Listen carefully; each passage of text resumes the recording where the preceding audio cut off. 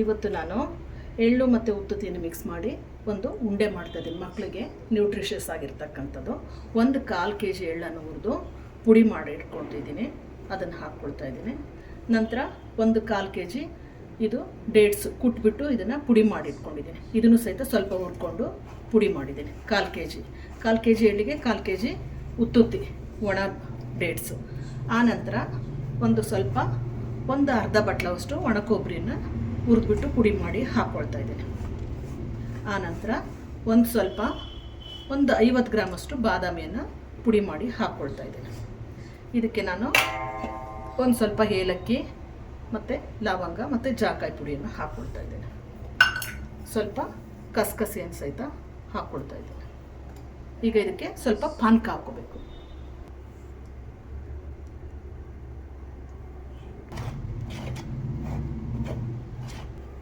ಈಗ ಪಾನಕ ಹಾಕಿದ ನಂತರ ಒಂದು 25 ಗ್ರಾಮಷ್ಟು ಆಳ್ವಿ ಹಾಕ್ಕೋಬೇಕು. ಆಳ್ವಿ ಹಾಕ್ಕೊಂಡು ಚೆನ್ನಾಗಿ ನಾದ್ಕೋಬೇಕು. ಇದು ಉತ್ತುತ್ತಿ ಉಂಡೆ, ಅಂದರೆ ಎಳ್ಳು ಮತ್ತು ಉತ್ತುತ್ತಿಯನ್ನು ಮಿಕ್ಸ್ ಮಾಡಿ ಮಕ್ಕಳಿಗೆ ಕೊಡ್ತಕ್ಕಂಥ ಒಂದು ನ್ಯೂಟ್ರಿಷಿಯಸ್ ಉಂಡೆ. ಇದು ಈ ಥರ ಮಾಡ್ಕೋಬೇಕು. ಈಗ ಡೇಟ್ಸ್ ಮತ್ತು ಎಳ್ಳಿಂದ ಮಾಡಿರ್ತಕ್ಕಂಥ ಆಳ್ವಿ ಹಾಕಿ ಮಾಡಿರ್ತಕ್ಕಂಥ ಒಂದು ನ್ಯೂಟ್ರಿಷಿಯಸ್ ಉಂಡೆ ರೆಡಿಯಾಗಿದೆ. ಸೊ ನೀವು ಇದೇ ರೀತಿಯಾಗಿ ಇದೇ ಕಾಂಬಿನೇಷನಲ್ಲಿ ಉಂಡೆಯನ್ನು ಮಾಡಿ ಟೇಸ್ಟ್ ಮಾಡಿ ನೋಡಿ. ಲೈಕ್ ಮಾಡಿ, ಶೇರ್ ಮಾಡಿ, ಕಮೆಂಟ್ ಮಾಡಿ. Bye bye. Thank you.